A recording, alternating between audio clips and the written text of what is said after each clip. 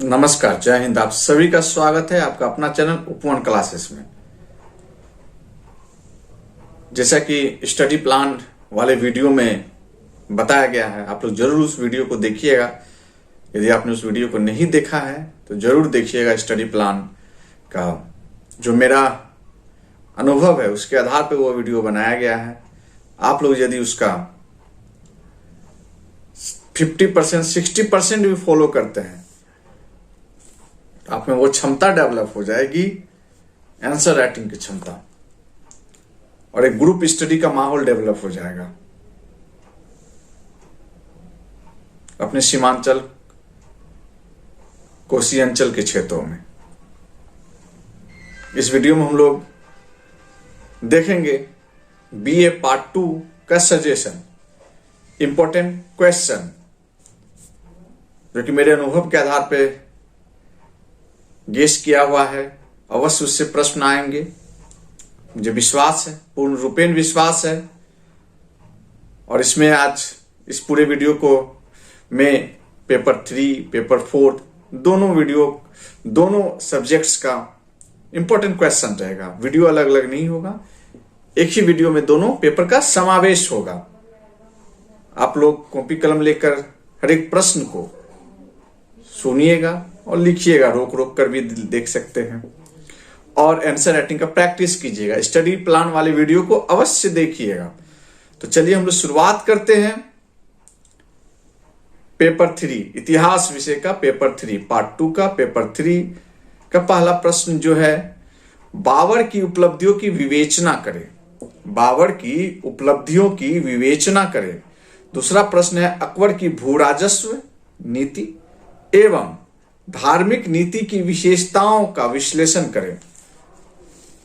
मुगल काल में जो अकबर थे उसकी जो भू राजस्व नीति थी, या भू लगान की नीति भी कह सकते, एवं धार्मिक नीति, उसकी विवेचना करना है, उसको लिखना है। उसके बाद मुगल काल के अंतर्गत महिलाओं की स्थिति का मूल्यांकन करें। या इस प्रश्न को इस प्रकार लिख सकता है, मुगल काल का पीरियड दे देगा, इस पीरियड का महिलाओं की स्थिति का विवेचना करें, महिलाओं की स्थिति के बारे में लिखे, स्टेटस जो था, क्या था समाज में, आर्थिक स्टेटस क्या था, सामाजिक स्टेटस क्या था, वैवाहिक स्टेटस, पारिवारिक स्टेटस क्या था, शैक्षिक स्टेटस क्या था, प्रशासनिक स्टेटस क्या था।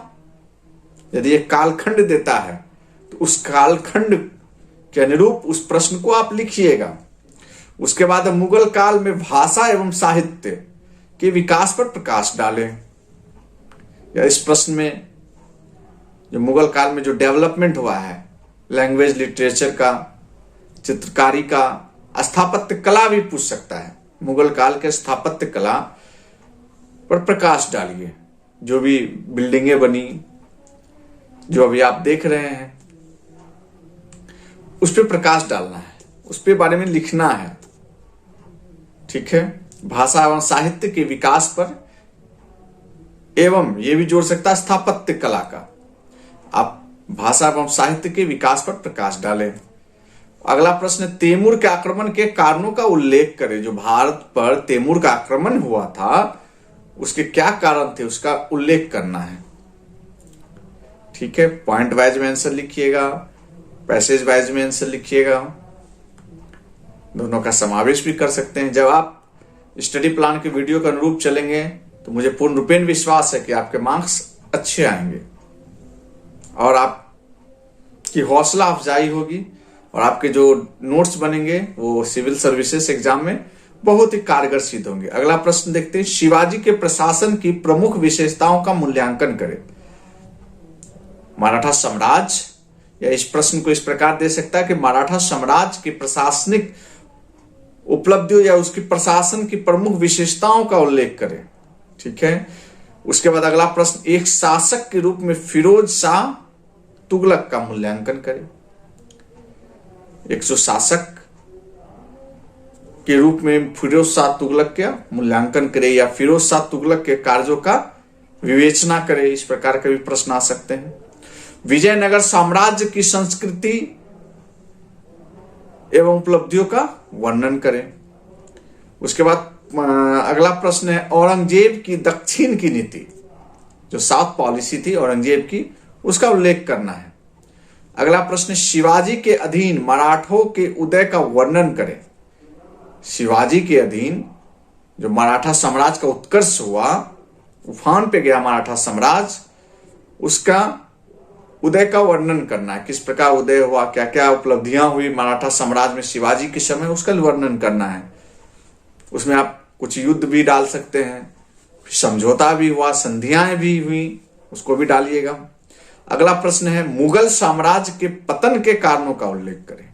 जो मुगल साम्राज्य इतना राइज पे था, इतना उफान पे था, इतना जो पूरे भारतवर्ष पे, हिंदुस्तान पे जो उनका साम्राज्य था, राज था, उसका कैसे पतन हुआ भारतवर्ष से, उसके कारणों का विवेचना करना है। उसके बाद मुगल काल में नगरीकरण के विकास के कारणों का विश्लेषण करें।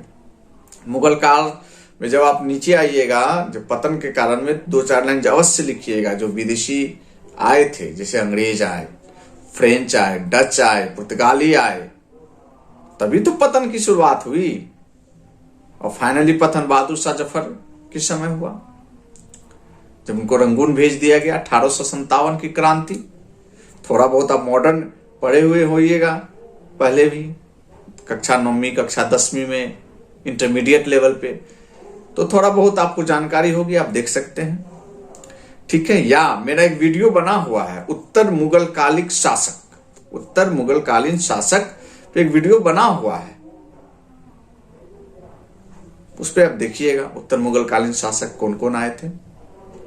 वीडियो देखिएगा, वीडियो को सुनिएगा। ठीक है। तो ये मुगल साम्राज्य के पतन के कारणों की विवेचना करें। अगला प्रश्न है मुगल काल में नगरीकरण के विकास के कारणों का विश्लेषण करें। या नगरीकरण का विकास कैसे हुआ, या इसको मुगल काल को दिल्ली सल्तनत के साथ प्रश्न की शुरुआत की जा सकती है कि दिल्ली सल्तनत काल में नगरीकरण का विकास के कारणों का उल्लेख करें। नगरीकरण का विकास किस प्रकार हुआ, इसको द्वितीय नगरीकरण की संज्ञा दी जाती है। मुगल काल को, दिल्ली सल्तनत के काल को, मुगल काल को द्वितीय नगरीकरण की संज्ञा दी जाती है। उसके विकास का विश्लेषण करना है। ठीक है। एक शासक के रूप में हुमायूं क्यों असफल हुआ। अगला प्रश्न है एक शासक के रूप में हुमायूं क्यों असफल हुआ। उसके आगे प्रश्न है एक प्रशासक के रूप में शेरशाह का मूल्यांकन करें। शेरशाह सूरी, इसके जो शासन की नीति थी, प्रशासक जो ये थे, एडमिनिस्ट्रेटर जो थे, ये इसका मूल्यांकन करना है। ठीक है। उसके बाद का प्रश्न है खिलजी के, अलाउद्दीन खिलजी के बाजार नियंत्रण नीति, जो मार्केट कंट्रोल पॉलिसी थी अलाउद्दीन खिलजी की, उसकी मुख्य विशेषताओं का परीक्षण करना। मुख्य विशेषताओं के बारे में लिखना है, मुख्य विशेषताओं पर निबंध लिखनी है। ठीक है। प्रश्न को किसी तरह अंत में जोड़ दिया जाता है। तो ये 15 प्रश्न हैं पेपर 3rd के, तृतीय पेपर के, और आप लोग इसका अध्ययन कीजिएगा। मेरा इस पे एक वीडियो बना हुआ उत्तर मुगल कालिक शासक, उसको एक बार देख लीजिएगा आप लोग, और आंसर राइटिंग अवश्य कीजिएगा और उसको अपलोड कीजिएगा। फोटो लेके, स्क्रीनशॉट लेके उसको अपलोड कीजिएगा। अब हम लोग देखेंगे इसमें पेपर 4th। पेपर 4th में हम लोग देखेंगे इतिहास के ही पेपर 4th BA पार्ट 2 का पहला प्रश्न होगा मेटरनिक की उपलब्धियों का परीक्षण करें। मेटरनिक की उपलब्धियों का परीक्षण करें। दूसरा प्रश्न है बिस्मार्क की वैदेशिक नीति का विवेचना करें। बिस्मार्क के वैदेशिक नीति का, फॉरेन पॉलिसी का विवेचना करना है। तीसरा प्रश्न है इटली में मुसोलिनो के उदय के कारणों को रेखांकित करें।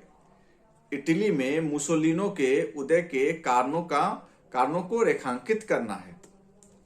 मैं आपको बार बार बोल रहा हूं कि स्टडी प्लान वाले जो मेरा जो प्लान है, जो मेरा स्ट्रेटेजी है, जो वीडियो जरूर देखिएगा, उसमें आप आंसर का पर डे एक आंसर, दोनों पेपर मिला के कुल 30 प्रश्न मैंने गेस किया है, मैंने सजेस्ट किया है आप लोगों को। पूरा सिलेबस तो अवश्य पढ़ना ही है, उसमें से ये 30 प्रश्न मुझे महत्वपूर्ण लगे। ये महत्वपूर्ण प्रश्न है। पूरा सिलेबस आप लोग पढ़िएगा। टेक्स्ट बुक पढ़ना बहुत ही लाभदायक होता है। यदि आपने अभी तक टेक्स्ट बुक नहीं पढ़ा है, तब भी आप जो भी जैसे भी तैयारी कर रहे हैं उसके आधार पर यदि प्रत्येक दिन एक एक प्रश्न आप लिखेंगे, पेपर 3 से एक प्रश्न, पेपर 4 से एक प्रश्न, और उसका फोटो अपलोड करेंगे, तो वो दिन दूर नहीं कि आपके वो नोट्स रिवीजन के समय नोट्स को आप अपडेट करते रहेंगे। मान के चले आप अपलोड किए, ए अपलोड किया, ए ये प्रश्न को लिखा, मेटरनिक की उपलब्धियों का परीक्षण करे। बी उसी प्रश्न को लिखेगा, उसमें कुछ 4 पॉइंट आपको नया मिल जाएगा। अरे मैं तो ये प्रश्न छोड़ दिया, ये पॉइंट मैंने छोड़ दिया, उसको आप अपने नोट्स में अपडेट कर लेंगे, फिर उसको एक बार पढ़ लेंगे। तो भाई कंपाइलेशन जो आपका होगा मैटर का, वो सटीक और सेल्फ स्टडी का कोई विकल्प नहीं है। सेल्फ स्टडी का कोई विकल्प नहीं है। बड़े बड़े कोचिंग संस्थान से आप पढ़ लें, लेकिन यदि आप कुर्सी चेयर पे नहीं बैठेंगे, पालथा मार के नहीं बैठेंगे, दरी पे नहीं बैठेंगे, तो मतलब बैठना तो पड़ेगा। सेल्फ स्टडी मतलब बैठना पड़ेगा आपको। कहीं से भी आप पढ़े, आपको सेल्फ स्टडी इंपॉर्टेंट है। तो नेक्स्ट प्रश्न है, इटली में मुसोलिनो के उदय के कारणों का रेखांकित करें। उसके बाद का प्रश्न है, 1919 के पेरिस के समझौतों को परिभाषित करें। 1919 ईस्वी के पेरिस के समझौतों को परिभाषित करें। अगला प्रश्न है, 1878 की बर्लिन संधि की क्या खामियां थी, क्या कमियां थी, क्या दोष था। 1878 ईस्वी की बर्लिन की संधि की क्या खामियां थी, क्या दोष था। ठीक है। और अगला प्रश्न है, द्वितीय विश्व युद्ध क्यों हुआ, क्यों हुआ था द्वितीय विश्व युद्ध, इसके बारे में लिखना है। अगला प्रश्न है, जर्मनी के एकीकरण के विभिन्न चरणों का जो चरण है उसका व्याख्या करना है, उसको लिखना है, उसको विवेचना करना है। अगला प्रश्न है, 1917 ईस्वी के रूसी क्रांति के कारणों की विवेचना करें। क्यों हुई थी रूसी क्रांति 1917 ईस्वी में, उसके क्या क्या कारण थे, उसका विवेचना करना। उसमें आप परिणाम भी देख लीजिएगा कि कारण के बाद जो परिणाम हुए रूसी क्रांति, क्या परिणाम थे, पढ़िएगा। ये जानना आवश्यक है इतिहास को। यदि आप कोरिलेट कर इसको जान जाएंगे आप, तो आप जब तैयारी करेंगे तो आपका आईआर, इंटरनेशनल रिलेशन, अंतरराष्ट्रीय संबंध बहुत अच्छा समझ में आएगा। ये जो विदेशिक नीति है ये समझ में आएगा आपको कि क्यों सरकार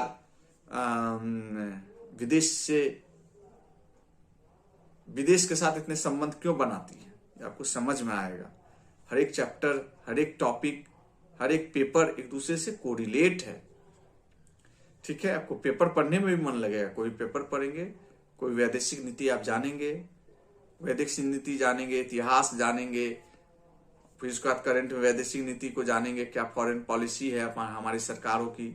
उसके बाद आप करंट से उसको कोरिलेट करेंगे तो आप इकोनॉमिक पॉलिसी भी समझ सकते हैं कि क्या है हमारी इकोनॉमिक पॉलिसी। ठीक है। उसके बाद हम लोग अगला प्रश्न पे आएंगे, प्रथम विश्व युद्ध के कारणों की विवेचना करें। प्रथम विश्व युद्ध के क्या कारण थे उसकी विवेचना करना। अगला प्रश्न है, जार अलेक्जेंडर द्वितीय के सुधारों की समीक्षा करें। जार अलेक्जेंडर द्वितीय के सुधारों की समीक्षा करें। उसके बाद का प्रश्न है, हिटलर के उदय के कारणों की विवेचना करें, कारणों को लिखे, कारणों की व्याख्या करें। ठीक है। उसके आगे प्रश्न है, नेपोलियन बोनापार्ट जी, नेपोलियन बोनापार्ट की देनों का मूल्यांकन करें। क्या देन था नेपोलियन बोनापार्ट का, उसका मूल्यांकन करना है। उसके बाद है, क्रीमिया युद्ध के कारणों का उल्लेख करें। क्रीमिया के युद्ध के कारणों का उल्लेख करना है। उसके बाद का प्रश्न है, रूस में लेनिन की उपलब्धियों का मूल्यांकन करें। इसी में आप जब लेनिन पढ़ेंगे तो लेनिन की आर्थिक नीति भी देख लेंगे, आर्थिक देन भी क्या है थोड़ा सा देख लेंगे उसको भी। उसके बाद का प्रश्न है, नेपोलियन तृतीय, नेपोलियन तीसरा की वैदेशिक नीति का उल्लेख करना है। नेपोलियन थर्ड की वैदेशिक नीति का उल्लेख करना है। 15 प्रश्न कुल दोनों पेपर मिला के पेपर 3 पेपर 4 से कुल 30 प्रश्न हुए। यदि आप प्रत्येक दिन 15 एक प्रश्न का दोनों पेपर से लिखेंगे तो आपका तैयारी इस लेवल पे पहुंच जाएगा, इस मुकाम पे पहुंच जाएगा। और आपके नोट्स, जो मेरा स्टडी प्लान का वीडियो है जरूर देखिएगा, जो नोट्स आपके इनरिच्ड होंगे, जो आपके नोट्स बनेंगे, एक दिन आप सिविल सर्वेंट बनेंगे, एक दिन प्रशासक बनेंगे, आपकी तैयारी में कोई असुविधा नहीं होगी, वो कोई मेहनत नहीं करना पड़ेगा, आपके मार्क्स भी अच्छे आएंगे और आपकी नॉलेज कैपेसिटी, नॉलेज पावर आपको दिखेगी जब आप एग्जाम में जाएंगे, एग्जाम हॉल में बैठेंगे, प्रश्न को देखेंगे, यदि आपने सही तरीके से मेहनत किया है तो।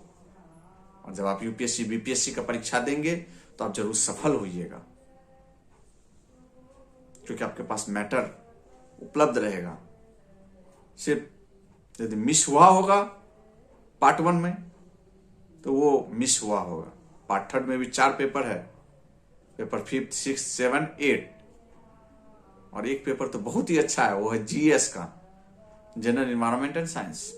जनरल स्टडीज का पेपर है, इन्वायरमेंट के साथ, पर्यावरण के साथ, बहुत ही अच्छा पेपर है, पढ़ने में आपको मन लगेगा।